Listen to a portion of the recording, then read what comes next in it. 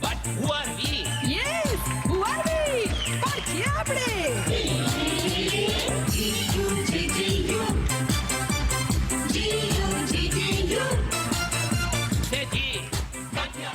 So first up, the man who started his Hindu activism at the tender age of 8 years old. He revolutionized the Hindu advocacy space with his passion and vision. An ER doctor at Kaiser Permanente by day and Bombay Jams superstar by night. The man, the myth, the legend, Mihir Meghani. It might seem crazy what I'm about to say.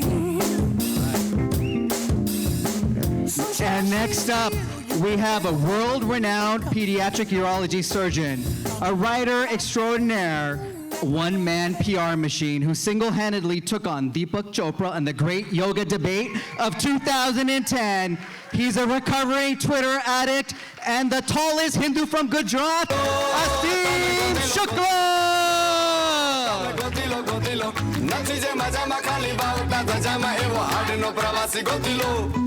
And now for HAF's legal team, the man who laid the foundation for HAF's legal work. He protects HAF from being sued.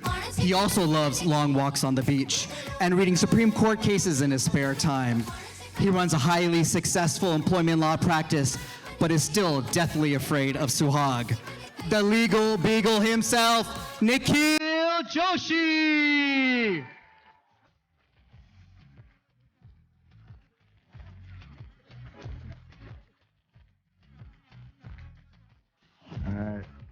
And last but not least, the captain at the helm of the HAF ship. She's made HAF into a lean, mean fighting machine. The nation's leading legal expert on caste and the law. She loves to rack up legal bills and will sue your pants off if you look at her the wrong way. The Garba Queen herself, Suhag Shukla!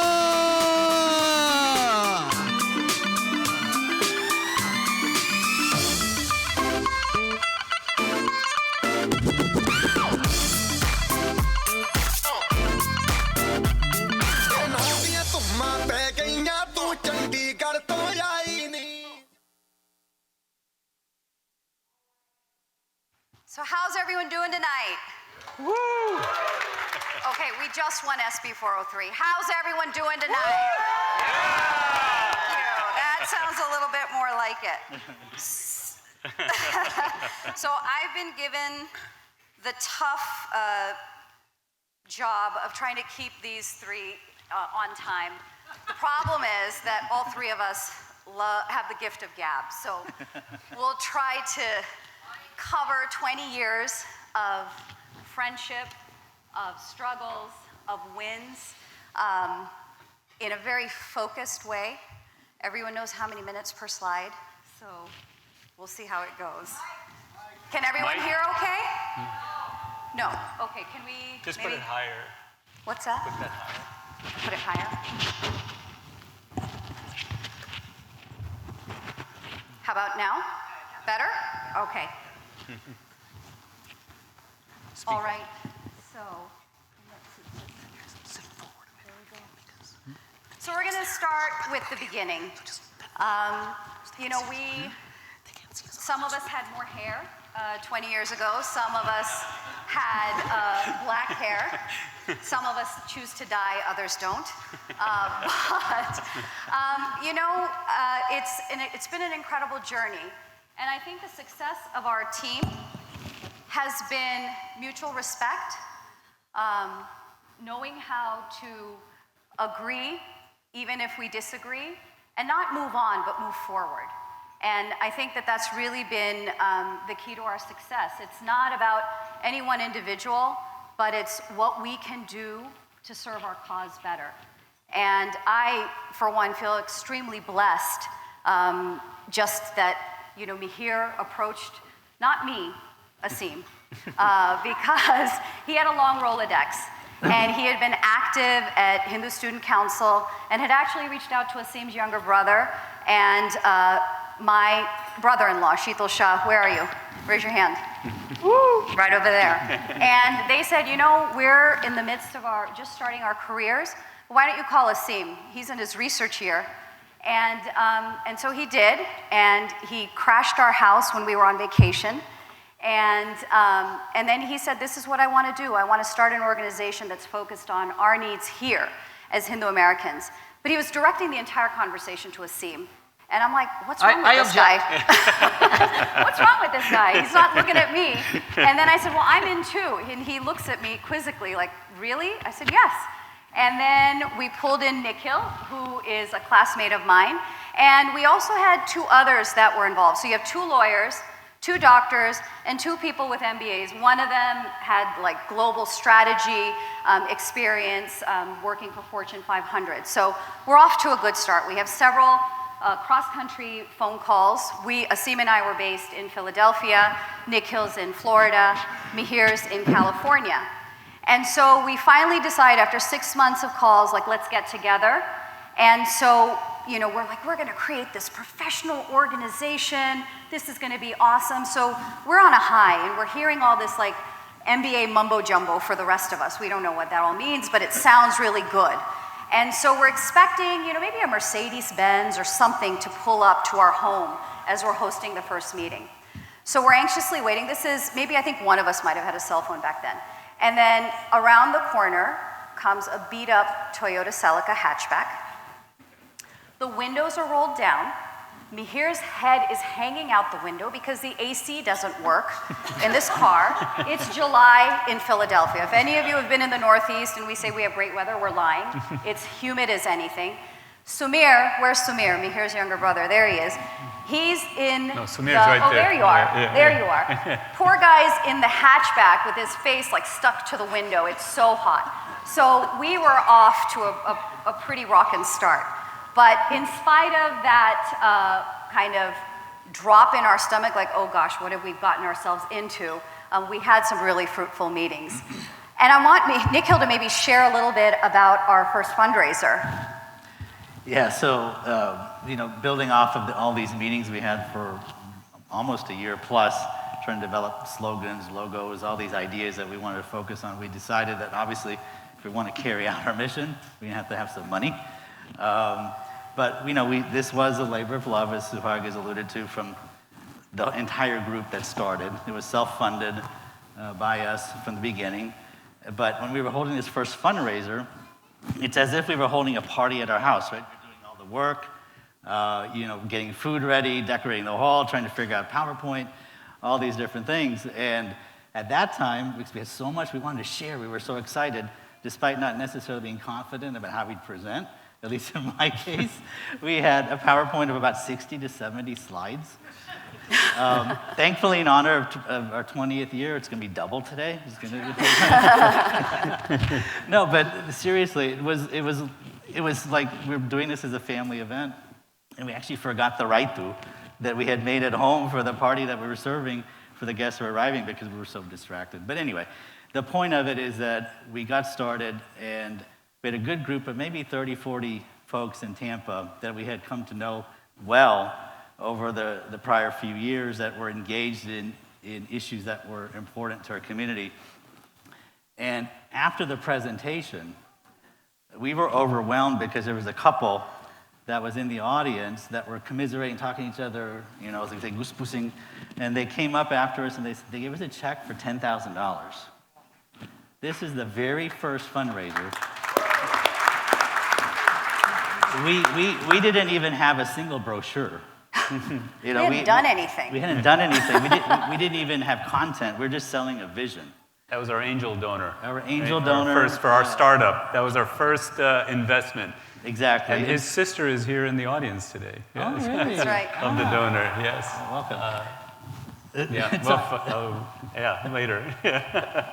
So I just remember how when we went back home, and we had rented a community hall that my wife and I were part of this community. We got this hall. Anyway, we would go home and we were all like, oh my God, what do we do with this check?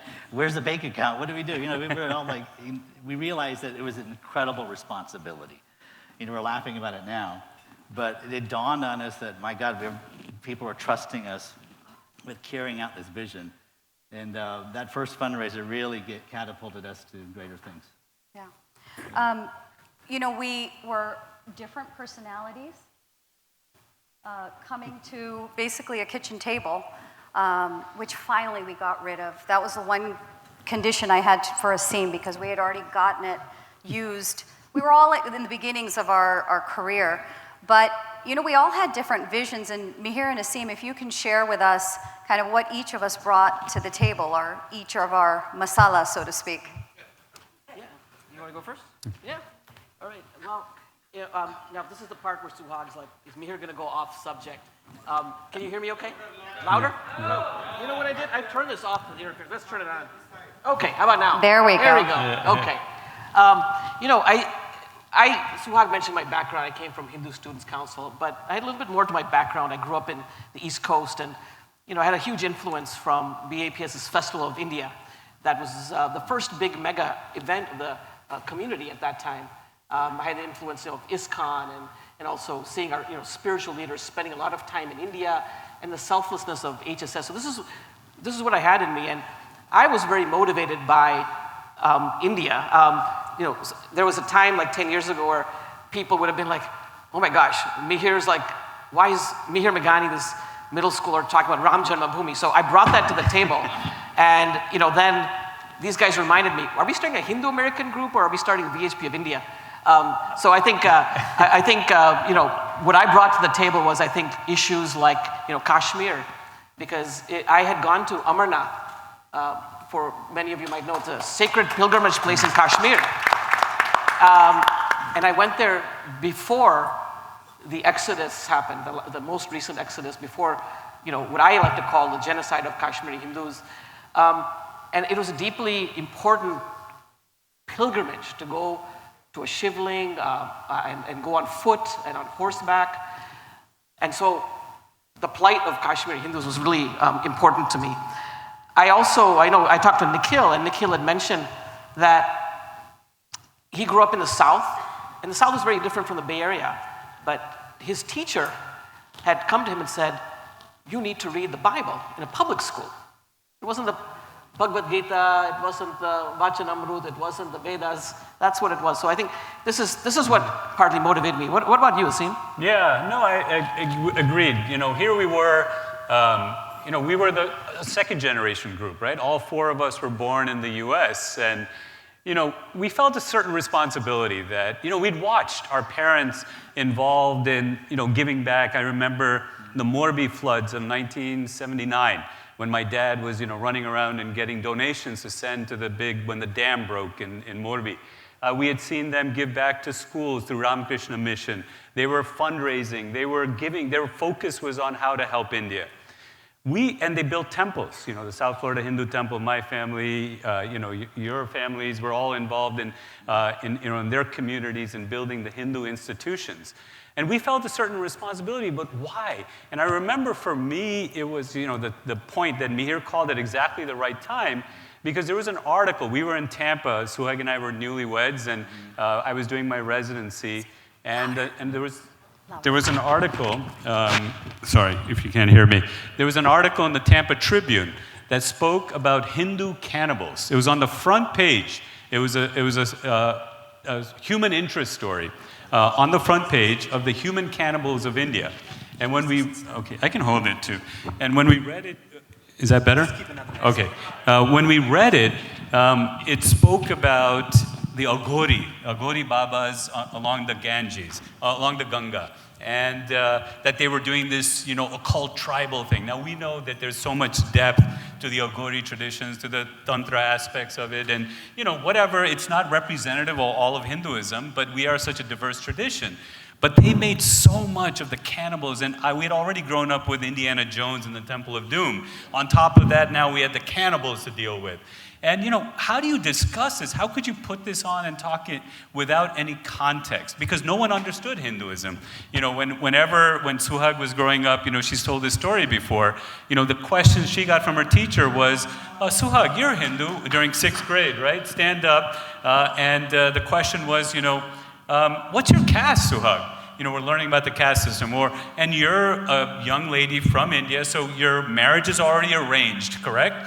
These were the types of things that we were already dealing with. On top of that, now we had the cannibals. We had Indiana Jones and we eat brains.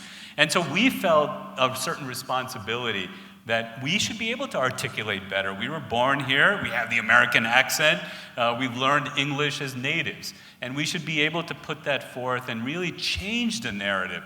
We have the capability, if not us, who? And that was really the question that brought all four of us together, I think. And I think what was really good about that is that, you have all of these different experiences that come together, but again, that mutual respect that has been a part of not just the co-founders, but it extends to the staff, it extends to new board members that come in, our National Leadership Council, which is a core team of volunteers, and then all of you. My hope is that that's what you see about HAF, is that, not only do we have this responsibility for a tradition, for dharma, but we also have a responsibility of practicing it. And that starts with how you treat one another. And so, that culmination is what we see today at HAF. Now, I've talked about disagreements, and I think it's important that we talk about probably one of the most fundamental disagreements that we had at HAF. And they're sitting right here in the middle. In spite of, as Gujaratis, and I'll poke fun at us, we're known to be frugal.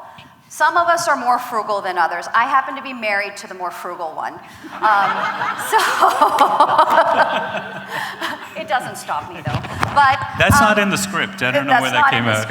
But what we had, Mihir had done a lot of relationship building. If any of you know Mihir, and I know all of you do here locally, if there was a picture that should belong next to the Energizer Bunny, it should be his face. Because this man, I don't know how he does it, the emergency room, if you've gone to any local restaurants, or even Orchard Valley Hardware, whatever that is, there's a Yelp review by Mihir there. So, when he picks something, it's like 110%. And so as he's talking to us, remember, we've all pitched in a couple $1,000s in the beginning, and we don't really have much money. And he's like, we're gonna be a multi-million-dollar organization, we're gonna have 20 staff, and that's what he kind of put his foot down on. And if you've also worked with me here, you should also know that he's very stubborn. And so if he doesn't get his way with one of us, then he'll go to the other one and, drop some hints. But Nikhil, why don't you tell us, I'll let you have the honors of sharing about Asim, because I might say too much. Yeah, I mean, having been around the two of them during the formative years of HAF, you may have guessed, those of you who may know us, I tend to, these are all personality types. I'm not one of those. And so when you get into the room and they're having their discussions, and I'm just paying attention, trying to listen and absorb, it can get a little heated sometimes between the two here in the center, because back in initial, Mihir had such confidence that things were going to go in a certain trajectory, and that money raising and our ability to accomplish these objectives is not going to be an issue. And Asim has always been a pragmatic individual when he looks at things. He's looking at reality. And yes, he is Gujarati and become a Guju, stingy Guju in our group here. Try to get him to pay for a bill is kind of hard sometimes. No, that's a joke. But the reality is that Mihir had this vision of us landing on the moon. Asim took the reins of piloting, and he was able to say, look, we need to slow down. We only have enough fuel. And he would remind us that, look, we have a huge responsibility to the community from which we're raising money, all of you. And so that if we're going to invest this money, it needs to be done in a manner that we feel confident we can deliver results from. And I mean, here, his vision was always at the forefront. But, I mean, as you can see, he's also very, although he is stubborn. I'm sure Tanvi can say it. But, no, but the reality is he also understood that, look, we can't overrun ourselves, right? We need to be in line. So I think that combination. We've never been a yes man, yes woman sort of organization. There's always been challenging perspectives, positions put forth. And the one thing I think needs to be said, although those of you out there who've had experience with us over 20 years would know this already, we didn't come into this 20 years ago or even today with the belief that we know everything. In fact, I think our humbleness as a group is why we're able to succeed, because we take every perspective along the spectrum in the community before we even put forth policy positions or things of that sort. So having the debates internally actually helped us get, I think, move forward. Mihir wants to say something. Go ahead. We'll let you. Yeah, this is off script, and this is on. I think that one of the things that we all realize is that when we become activists, we have to be dharmic in how we work. And what we saw from all of our experiences, louder, yeah. I'm just gonna hold it. Let's take this off. 1 second. What we saw in the community were some very, very successful institutions. Like we've had sampradayas that have lasted for thousands of years. I mentioned HSS and BAPS, and one of the leaders of the American Jewish Committee, when we have Oleg here, who's their regional director, but they told us that you need to have a really good team. And I think we all realized that we weren't going to be the most religious Hindus, okay? We could have been, but just because of the amount of work we had to do it. So we decided that we have to play out our dharma as we work. And I think one of the important things is that, when these guys say that I'm stubborn, when they tell me, Tanvi, my wife always says, how come you're listening to Suhag and not to me? I think, it's because half of what I tell you about like personal stuff is not true, by the way. But I think it was really important that we grew as spiritual people, okay, as practicing people while we're doing this work. We never had a nightmare that our group whether we were ever going to fight and break up, but we knew that happened in the community. We were always committed that we're going to find a resolution or solution through disagreements. And I think besides the outside achievements that you're seeing about HF, the most important thing for me in HF is these relationships, the relationships with our family members who've been through all of this with us, and the relationships with all of you. Because if any of you felt that we were not the right character Hindus, I think we would have been failures. And I'm very proud to say I think these are great individuals that I've had the opportunity to be part of. So Samir, in my introduction, said I like to sue people. So apparently I do, and I want to give a little bit of context about this particular quote, brown people don't sue the government. Just a few weeks ago, I was approached by an organization saying, we're looking for a Hindi-speaking attorney who's willing to sue the state. So I called a friend of mine, and I said, hey, I'm looking for a Hindi-speaking attorney who's willing to sue the state. And she said, brown people don't sue the government. And I said, are you serious? Because I sue the government all the time. And she's like, you're weird. So that's where this comes from. But, I'd like Mihir and Asim to share about our first foray into suing the state, and that was against the State Board of Education right here in California. California seems to be a target. I like suing California. And I think there's people in the audience that appreciate that. Go ahead. I don't think that we had really known that we were going to be a legal organization or have a strong legal component. And I know when we did the famous 10 Commandments brief, it was the first amicus brief to the Supreme Court by a Hindu organization that was actually cited by Justice John Paul Stevens. And at that time, yeah, that's worth it clap. And that was done pro bono. We got a big major law firm, Fish and Neve, I think. Goodwin Park Proctor, to do it for free, which was amazing. And then this situation came up in 2006.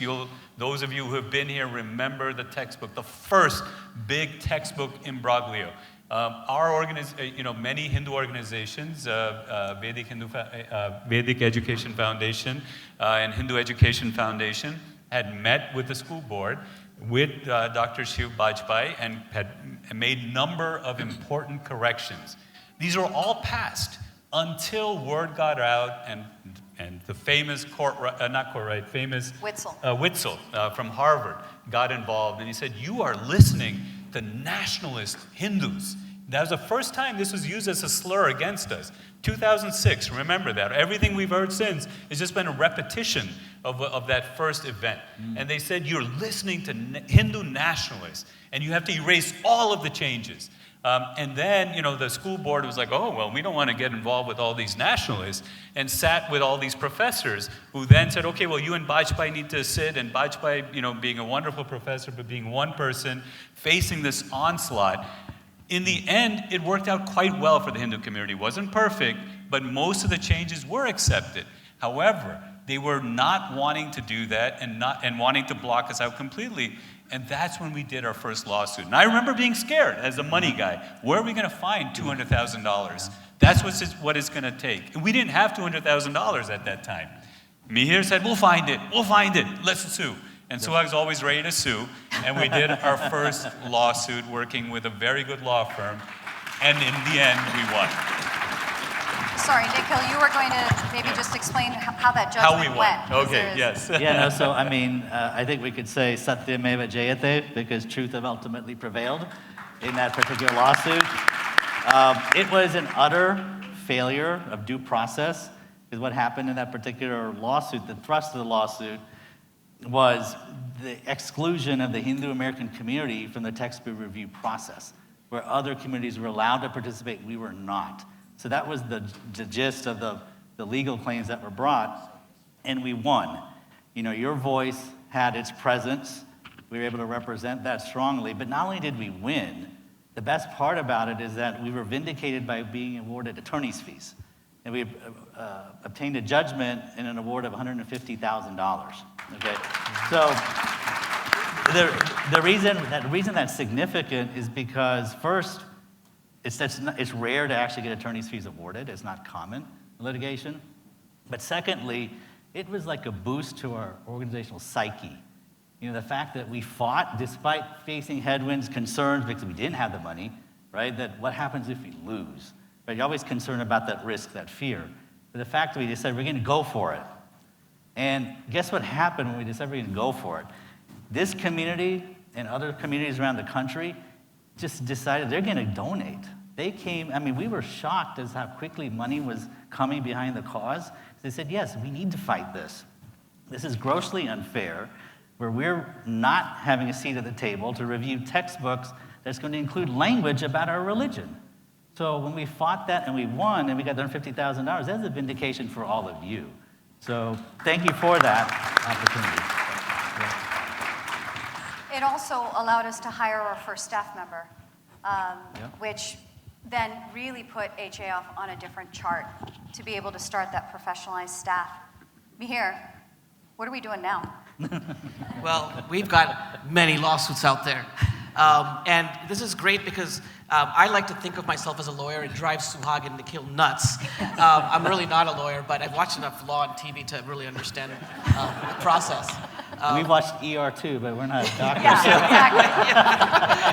Hey, I can give you a scalpel. You can take care of it.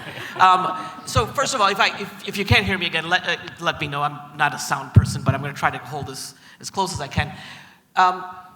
We've definitely found that the law can be a weapon on our side. We've discovered our rights, and I'm really happy that Suhag has found great partnership with Professor Barbara McGraw, who's the director of the Center for Engaged Pluralism and has been an HF advisor. She's a lawyer and a PhD in religion, and Suhag's also found great partners in crime and law with Sadhana Narayan and Tim Travelstead as well.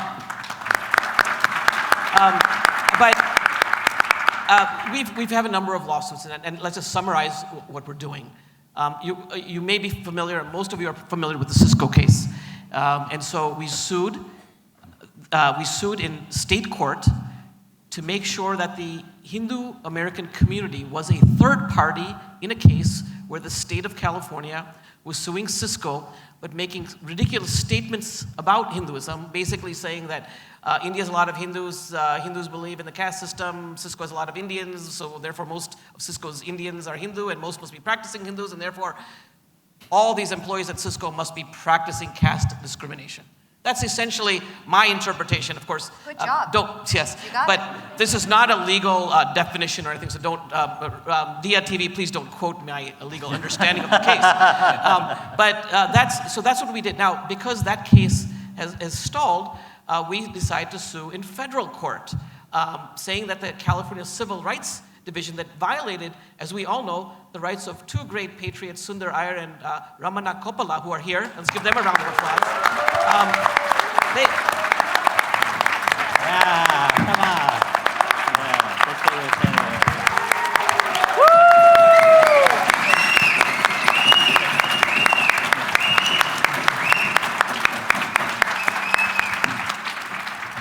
there. Two hardworking, innocent people who've helped their company by working to end, to bring the best people and didn't violate anyone's rights. The way they were, dragged through, the public space is terrible. So we've sued in federal court as well on behalf of the community, and we have another case which is with Cal State University. We're suing Cal State University on behalf of faculty there. Because let's think about this. If all of you at your workplace all of a sudden wake up in the morning after you sign a bargaining agreement with your union, and you're promised that those 100 pages are for your benefit, and you wake up and you find out that it's not.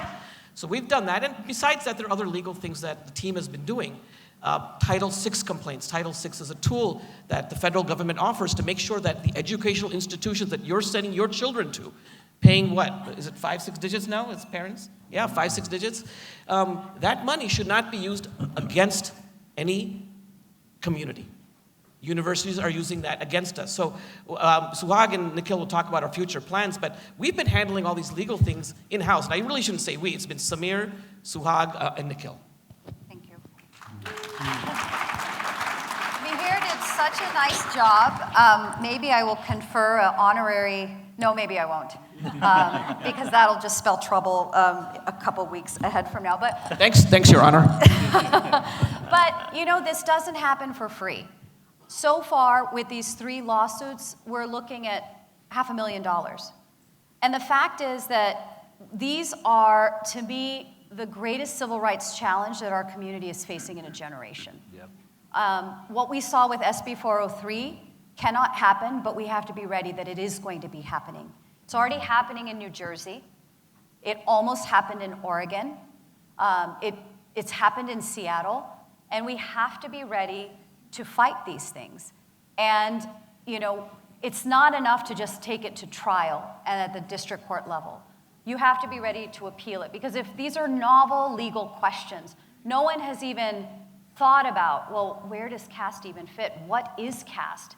These are fundamentally novel legal questions that we need to make sure that we're doing our best to get clarified through the court systems so that our next generation and all of us, whether it's at the workplace, whether we're entrepreneurs, whether we're working in hospitals, whether we're sending our children off to school, are safe and are not dealing with institutionalized stigma, which is what these policies do. So we need to be invested in this area, and that's what we're really going to hone in on tonight to talk about what our future plans are. What are we talking about next? So I want to talk a little bit about, okay, well, we have all these problems. Where are they coming from? I mean, you all know you're working hard, you're raising your kids, going to good schools, good students, the most honorable citizens that a community would want. Why is all of a sudden the target on us? So I want to talk a little bit about then and now, because I think it's important to understand that this did not happen in a vacuum. It's something that we've been dealing with for 20 years, if not longer. Asim, if you want to talk a little bit about bad actors then. Yeah, I mean, when we formed HAF, we thought it was a pretty straightforward thing. Famously, we're going to take a journalist out to lunch, and tell them, listen, when you talk about Hindus, when you talk about caste, when you talk about aghoris, this is the context you need. This is what we would like you to understand. Or when you're going to have a topic, call us, and we'll give you, a ways, we'll connect you to proper, journalists, proper, professors of Hinduism. There are those. There may be those in the audience, that can articulate what we believe, what practitioners believe. But because of professors like her, right? Chicago, University of Chicago was very well known. She was called the mother of Hinduism. This was the mother of Hinduism in the United States, the mother of Hinduism studies. Every professor, whether we talk about Courtright, we talk about many of the others that have created a lot of difficulty for our community, were her students. Nussbaum. All of them came from this school. Martha's Children's, he would call it. Rajiv Malhotra famously called them. Wendy, Martha was the other one. Wendy's Children is what Rajiv Malhotra famously called them. And we were just really surprised that, wait a second, they started opposing us. Don't listen to HAF. We didn't go out to try to discredit them. They came straight up and said, no, don't listen to the practicing Hindu community, because they're all affected by that nationalist current that's going on in India. Listen to us. We have written 100 books, and we have the large, thick books out here that we have credibility. How do you win that credibility game? Really became an issue for us. We started realizing that, okay, well, you have that. But then, when I wrote this essay about Take Back Yoga, as many of you, read at one time, I used to do a lot more writing, I know, just like, some of the others got busy for a little while, and Suhag took over so much more that I said I better take both of us can't be writing like this, otherwise we're not going to have any food on the table. But, when I wrote that first article in the Washington Post, who wrote the article against me? Out of nowhere, Deepak Chopra said, no, this must be a nationalist philosophy. So whenever we would make a point, we would get hits. Some would be from within the Hindu community. Some would be from the academic community. Many hits would sometimes be from the so-called human rights organizations.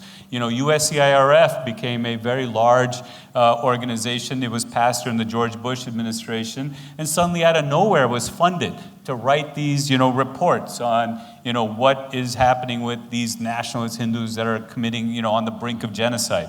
You think that's a new conversation today? It was already happening in 2008, when these types of bodies were formed.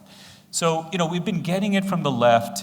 And then let's not forget about FOIL and the Forum of Inqilabi leftists, within the Indian community that just felt ideological opposition to anything that could be positive about Hindus had to be opposed. It was a reflexive thing. We didn't expect this when we started HAF, but it was here, and we had to face it. Well, what we're going to do, we're getting a little tight on time, so maybe we can tie in some of the bad actors now into some of the questions that you all might have for us. So we want to hear from you. A question is a sentence that ends with a question mark. So meaning no comments. We want questions so we can continue the dialogue. We have... I think I have one right over here. Okay, perfect. Hi.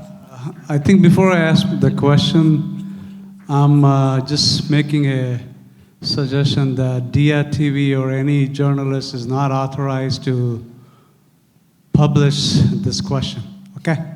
So before I do this, first of all, thank you to the HAF team for your 20 plus years of phenomenal service. Again, big round of applause to these 4 stalwarts of the community. The question is this, how do we awaken our Hindus based on what we just saw, what Hamas did to the Israel community or the state? We have a lot of Hindus support South Asian studies at Berkeley and some other universities. And when this SB 403 came out, in spite of the funding to the South Asian studies in the universities, none of these departments vehemently protested this bill.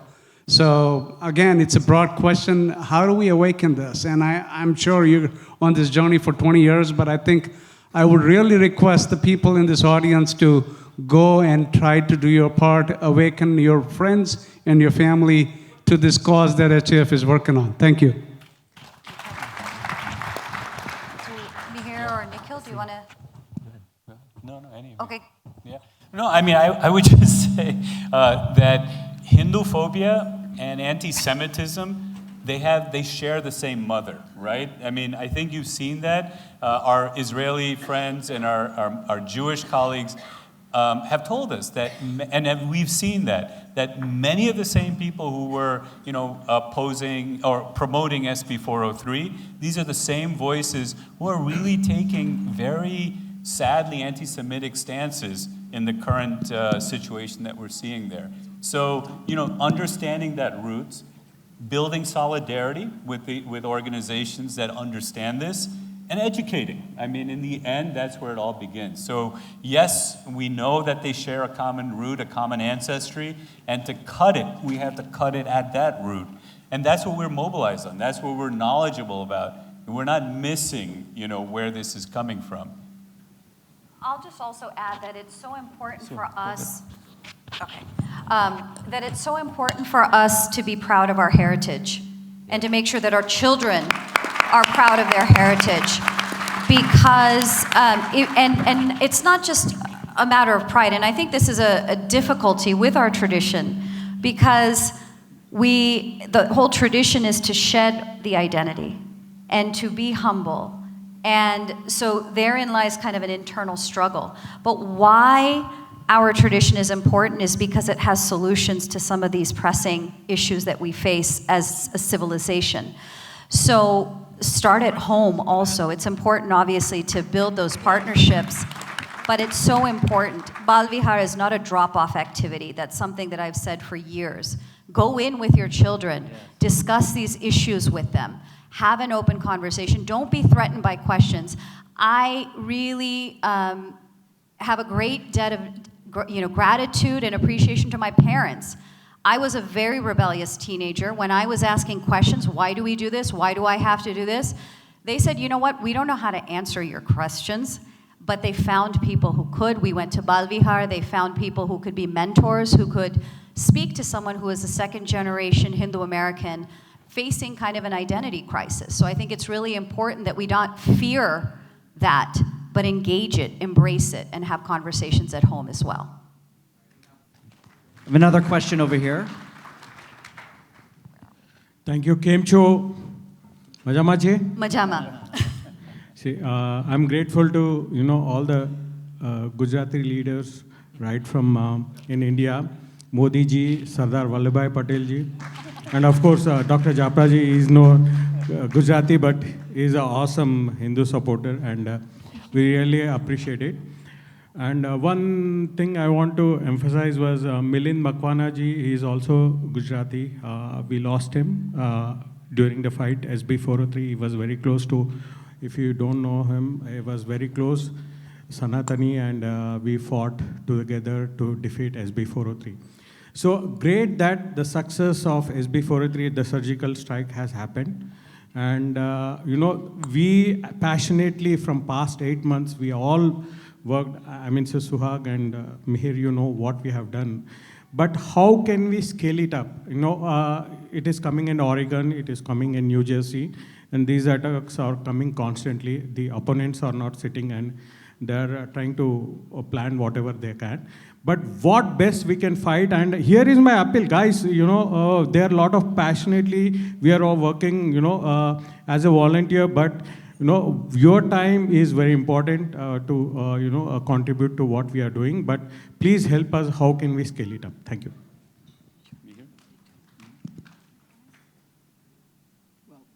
I was going to say, Satish, stay tuned for part 2, which is after the ban, but do we want to take that, or it's...